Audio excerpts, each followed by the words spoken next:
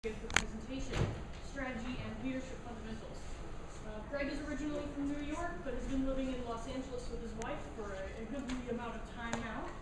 And he's graduate from Georgetown University for undergraduate and the Georgetown School of Law, and has had an extensive career as an attorney and a business person.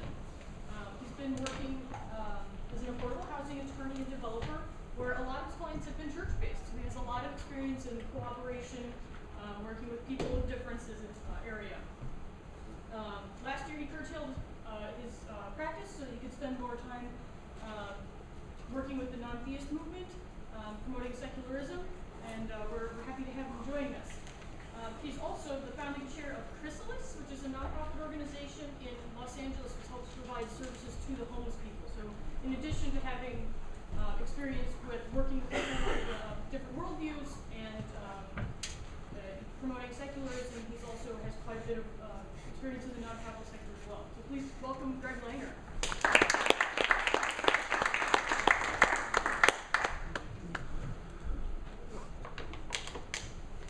So as the snows were coming down, I got a call from Todd Stiefel saying, I'm not going to make it.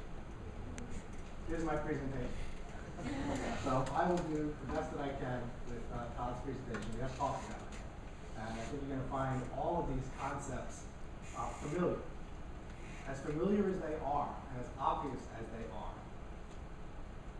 they really warrant a hard look and a lot of thought as to what they really mean in practice. Let's just go through the slides. My goal here is to get through the slides pretty quickly so that we can open it up and have discussions and questions. If anybody has any question at any time, please raise your hand, ask a question, shout out, whatever. Okay? The idea is to help you guys build your organization. It's not here to speak. Okay. Whatever, it shows here too. Okay. We're going to talk about the fundamentals of leadership, strategy, etc. You guys can read all of this on your own. The big question is in any organization. Every organization has different groups. Every organization has different styles, different motivations. And it's really important to understand that it is always different. Always different. And it could be different from one day or 1 week to the next as your group shifts, as people's personalities respond to different stressors. Oh, I got to point it here. Okay. Todd threw this in because it's interesting. And it also is symbolic of how people see things very differently from their own perspective. And he promised you that guys would laugh at this stuff. Okay, let's talk about leadership for a little bit. How many people in this room have actually been in a leadership role? Great. So everybody has their experiences. We all know about communicating with people. We know about being straightforward with people, being candid, etc. I assume that everybody's been involved in a lot of give and take. I expect there's probably more give and take in your groups, which are more democratically run, than there are in most business organizations, whether it's a nonprofit or a for-profit. So things get a little tougher as you get more and more out there and more and more complicated and more diverse circumstances, particularly when there's money involved. Particularly when there's promotions and things like that, there's inherently competition for things. I have found that one of the best motivators for any group is to let them know precisely what they are doing and what the group is doing, what our mission is, what our strategy is, what our tactics are going to be. Because by presenting a vision, you will get a response, and hopefully you'll get people who will be very happy to carry out that mission. And the more you include them in the development of that mission and that strategy, the more involved and more ownership they're going to have in that mission. And they're going to have ideas that you just don't have.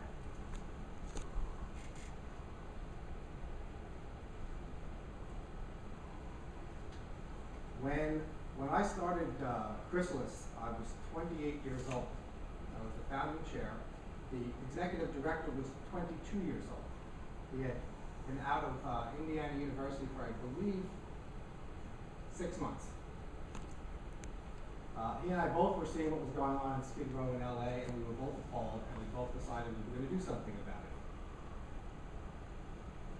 At the first board meeting, which was attended by Father Merrifield, who was then the Chancellor of Loyola Marymount, a rather imposing figure in his mid-60s, the white hair and everything, and the collar.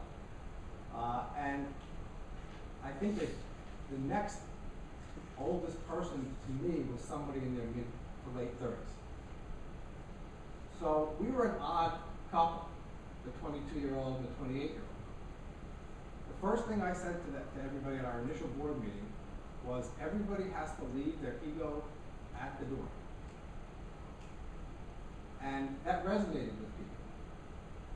And I think it resonates with your group when they find that your leadership is not based on this authority that's given to you because you are the leader, but more in them buying into the mission, feeling a part of the mission.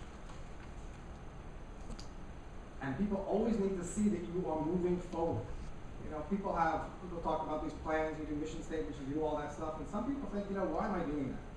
Well, the fact is that process is such a critical component in getting people to be part of that process and to implement some changes and revisions as to what you're doing and how you're going to implement things. So obviously communication is very important. Giving credit to other people is always important. And I think it's oftentimes, even if it's something that you've done, I always like to give credit to someone who helped me come to that conclusion, or helped me realize something. Because people want to feel that their time is being well spent, that they're being understood, and they're being heard, and their ideas are being taken seriously and actually implemented. So the notion of giving credit and giving sincere compliments and thank yous cannot be overstated. We are all people, and everybody likes to be praised, and everybody's afraid of not being praised for doing the wrong thing. So we go to the other leadership tips. Hope, wise risks. Well, what's a wise risk? It's pretty tough to know what a wise risk is.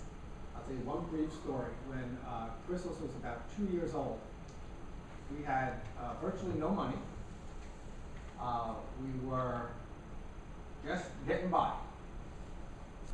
And John had this idea, John Dillon, the executive director and true founder, that we would have a run for the homeless. We had, I believe, $1,400 in the bank. It cost $2,000 to hire a consultant. And the board, other than myself and John, were thoroughly against the idea. It's too big a risk. If we fail, we're doomed. How can we pay for this, et cetera, et cetera. Well, we prevailed. We had a run for the homeless. We made our money back. We broke even. The next year, I think we made about $10,000. The following year, we made $50,000. When the board looked at me and said, what are we going to do? To me, it just reminded me of an old Steely Dan song. Sometimes it's time to throw out your gold teeth and see how they roll. But think about it. But you got to take the risk. This thing about delegating without abdicating is also very critical. I can tell you, I think you've all had the experience, that you assign somebody a task, or they volunteer to take a task, so the task is delegated to someone. And you don't pay attention because they're bright, they're competent, they're going to get it done. Not necessarily the case. You don't have to be on top of them, obviously, but you need to follow up. And I think Liz can tell you, even with this gathering, that you constantly need to follow up with people. Let them know you're there, not spying on them and pushing them, but just being there to help. What can I do to help you? There are problems that you have. A lot of people aren't very quick to come to you with problems. One of the things in my career and one of my functions when I was running a department, I kept telling people, please tell me as soon as you have a problem. Please don't come to me a month later after it's been festering and you're thinking about it and all that. Come to me right away. And it's a very hard thing to get people to trust that you're not going to make them feel bad, shame them. My wife constantly instructs me about how powerful shame is. because no one wants to do a bad job. No one wants to be told they don't know what they're doing. But if you approach it on a proactive basis, you're there helping them, so they can feel more comfortable telling you what their challenges are. The having fun part really can't be emphasized enough, and I don't think I really need to emphasize it much with this group because you guys know how to have fun and you know how to be playful. Let's talk about strategy real quick.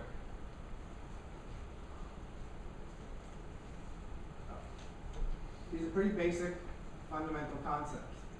They mean more when you're actually implementing them than they do when you're looking at them on a board. So we all can see what it says. It is very important to focus on the mission.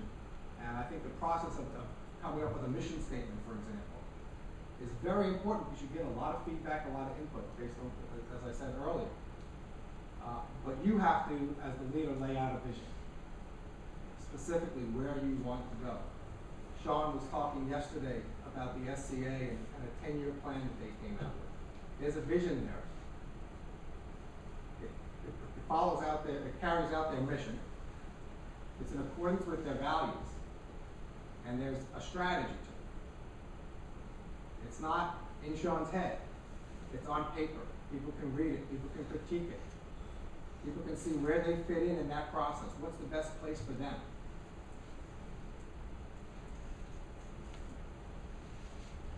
So we have SSA, MVV, mission, vision, and values, and FTW, which I understand is for the win. Sean tells me that's used quite, Todd tells me that's used quite a bit. I guess I'm a bit out of it. I haven't caught up with that. But you really need to keep your eye on the prize. It's so important to keep your eye on the prize because you can get distracted so easily with all the personal conflicts and everything else that goes on because there are human beings involved. Within every group, we all see that there are different talents that people bring, different skills that people bring. And I think it's very important to recognize that you have your particular skill, which you can always get feedback about and improve. But people like to do different things. They like to do them different ways. And I think it's critical to figure out who's motivated to do what. And if the motivation is something that is completely irrelevant to the mission, a guy or girl wants to be in this organization because there's a guy or a girl that they want to spend more time with. If that's why they're in the group, great. Give them something to do to show off to whoever they're trying to impress, and let them do it. People have all sorts of motivations. And it's oftentimes difficult to figure out right away, but I think one of the true skills of a leader is to figure out what people's motivations are. Is it fame? Is it money? Is it recognition? Is it internal peace? A sense of accomplishment? Whatever it may be.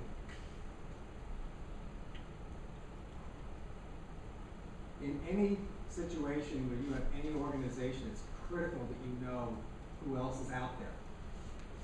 When we started Chrysalis, my first response to John was, well, why do we need to start a new organization? There's lots of homeless organizations. And we spent a couple of months looking at those other organizations. And we found that there was no other organization that was actually providing jobs. It was actually geared toward training people how to get a job, which ranged from how to dress, how to comb your hair, to showering, to the most basic of things. It was shocking in some respects. In business or in our organization, you're always looking to see who else is there. And somebody, I think Liz would mention that one organization has, there's 3 SSA organizations on one campus. 3 campuses with more than 1. 3 campuses with more than 1, okay. It's hard to imagine that they can't be brought together by someone probably from the outside who can get them to reconcile their issues and be more productive. Whoever can do that has demonstrated some pretty good leadership skills. When you look at your organization, you look at their organization, you look at strengths and weaknesses, you look at where they're going to threaten you. In our case, you look at religious right. So anything you do, whether it's having a knitting class, will probably be attributed to some nefarious scheme by these atheists that undermine the knitting community. They will have a monopoly on yarn. You have to try to think like that. It's really unpleasant to do so, but you need to think like that. It's not too long. As another indication of my age, I learned this morning that this is something called Space Invaders. the most popular video game in history, apparently. And this is what it feels like sometimes to be a leader.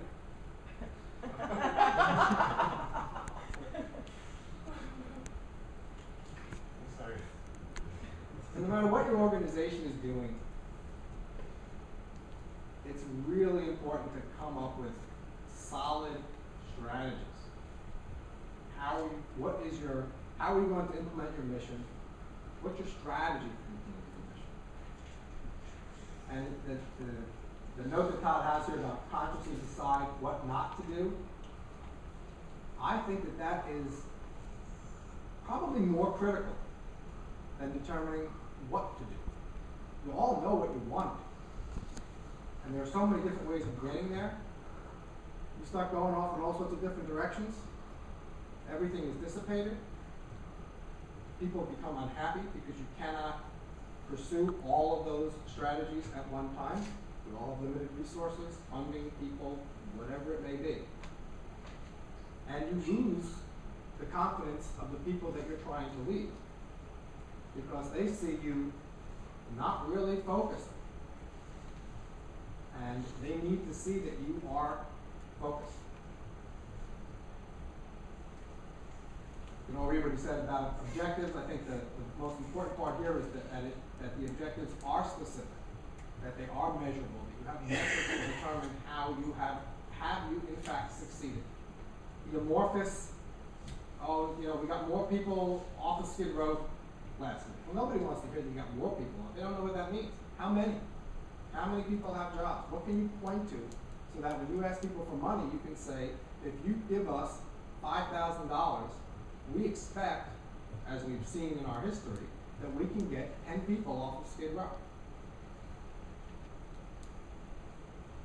And they do have to be attainable. I'm the subject of pie in the sky, liberal dreams, I guess, as anyone else. When I was raised, there were a lot of dreams, and we had to wait a long time. Some of them were fulfilled, but I can't tell you how excited I am that you guys are here, because you guys are really going to make a lot of those dreams a reality. I can sense it, and I believe it. Okay, I'm closing. The idea of continuing to learn is as vital as why you're in college, why you went to college. You know, when you stop learning, you start dying, as far as I'm concerned. And you can always learn from people. I have found that finding mentors, finding other people in leadership positions, and just talking to them about how they lead, what they do, what's worked, what hasn't worked, saves you a lot of time. I have a 21-year-old daughter, and for most of her life, I've been telling her things that I screwed up so she didn't have to. And at 21, I'm starting to see that she was listening. And it's really helped her.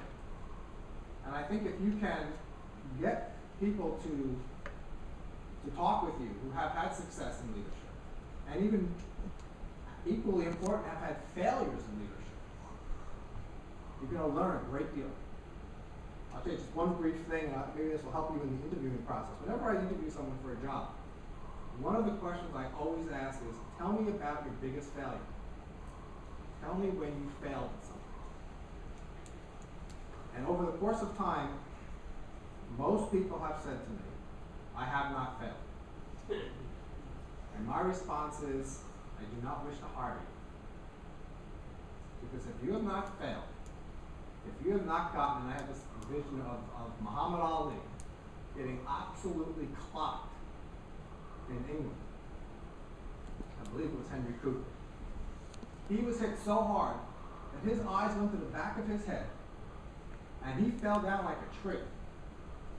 That didn't happen very much to Muhammad Ali.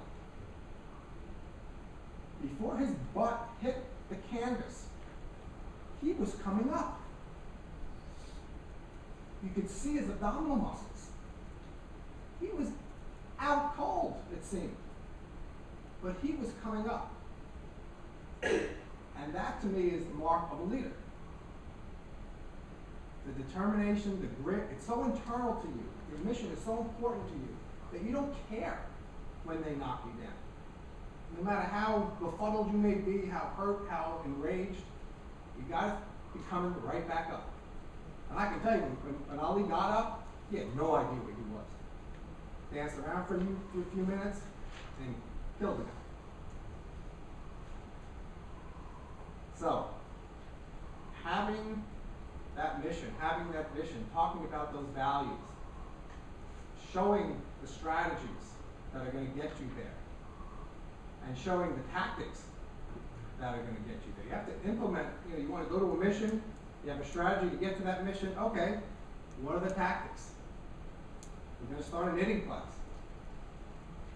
We're going to bring people in who aren't necessarily even atheists, just people that want to sit around, knit, socialize, be in a nice, pleasant, calm environment. People like nice, pleasant, calm environments. So you have to be able to implement everything that you do. Giving you some contact information. Todd was supposed to give his contact information too, but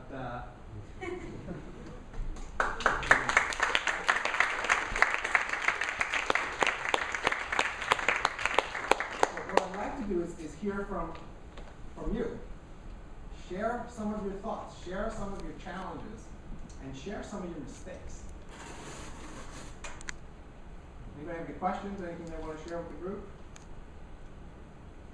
Please. I noticed you mentioned SMART, which I took a management class, and that was one of the things we learned in that class. And I wanted to say that taking a management class actually can really help you learn some leadership strategies and ways to control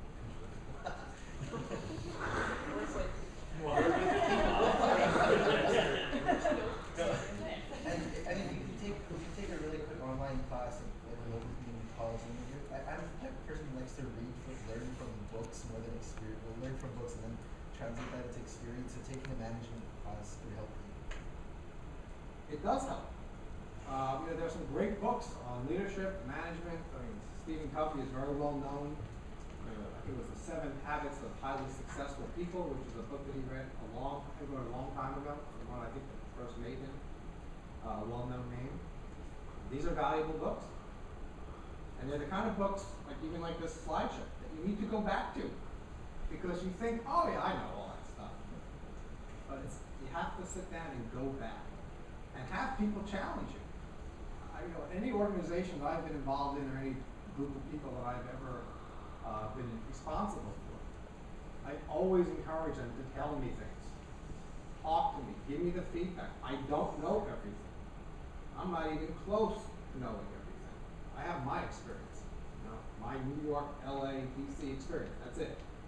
Okay, travel, etc. But Matt lives 10 miles from New York City. And he tells us this story, and I can't believe that this is 10 miles from New York City. His experience being that close to the city, my experience being growing up that, is completely different. I wouldn't even consider, the possibility of something like that happening in my high school was just beyond me. The building would have been taken over in about 6 minutes. But again, that was a different time. So, are there any other questions? Matt? Yeah, I was actually going to say one thing, I guess almost a mistake that I made, but I was able to correct fast enough was, particularly with students, you really have to be able to accept advice from other organizations, and in particular when they're older than you, you have to try and accept their advice and listen to it, but don't let them take complete control, because usually you know your group better than any outside source does. And when you're involved in any sort of situation, you personally know the situation more than they do. So it's important, I think, to keep yourself open to listening to other ideas, but you want to be very, very careful not to let other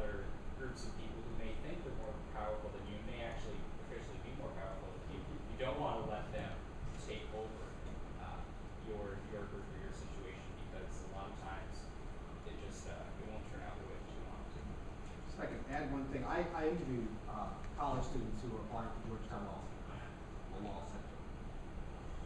They always ask me, detailed questions, what was it like being a lawyer, what's it like being a transactional lawyer versus a litigator, what did you do, how did you like doing this part of your practice, that part, whatever it is. The first thing I say to them is, I'm going to tell you my perspective. Don't let me change your perspective.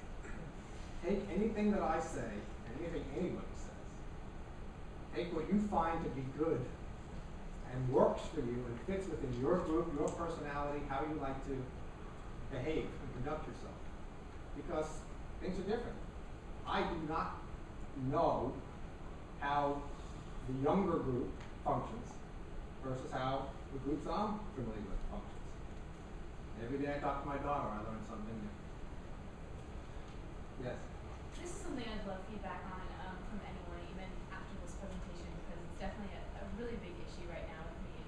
But as a leader, I understand one of your main responsibilities is basically taking responsibility, being able to say that you made a mistake, being the scapegoat, kind of like how David puts it. But how do you deal with the only feedback you ever get being negative? And that's something that really comes up. And I understand, again, like it's okay, it's good to hear criticism and constructive criticism, but it's just so hard. And how do you deal with that, especially when that criticism is always coming from your executive, like the people you're really working very close to?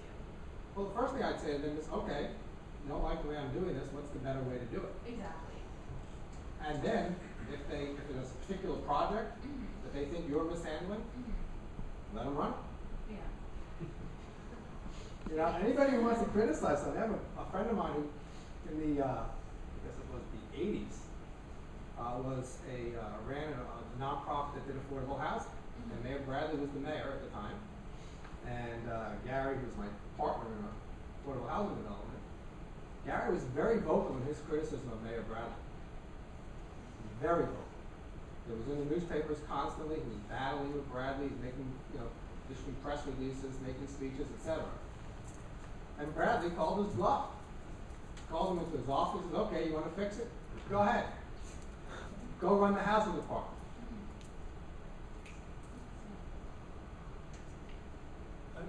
Answer your question. I think you should always be constructively critical. Not just critical. Say, this went wrong. Absolutely. And same with your staff members, other people. Say, you did a terrific job at this, and I was worried about this didn't seem to work. Sure. Why don't you consider looking at this? And that way you don't come across totally negative. Because if you just admit mistakes, you begin to see, well, people have a tendency to remember what they can do rather than the good they've done before. And so you can always be constructive. Now that's, the one exception to that is, with your enemies, never admit mistake. Construct it so that if they have to have something wrong, reflect back on them. This is what's wrong with the Democrats and Republicans. Democrats are always apologizing for doing something wrong. And the Republicans will defend the most atrocious actions that are irrational.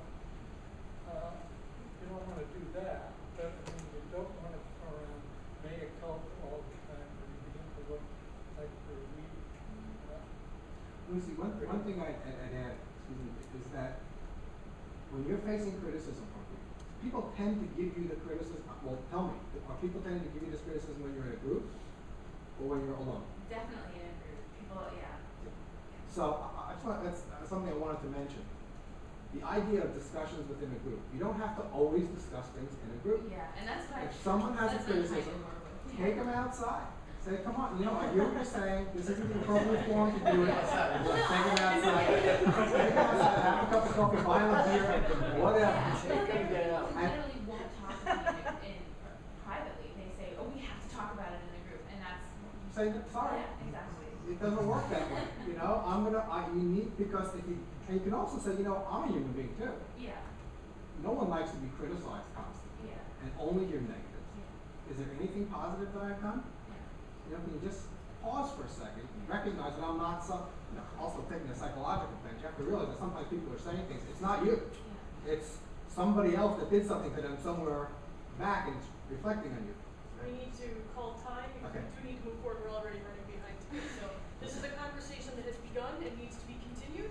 Thank you. But we're going to move along in the schedule here so we can stand up and stretch a little bit. We're Okay. roll right along. And just in conclusion, feel free to call. Send me an email. We want to help you guys. You guys are it.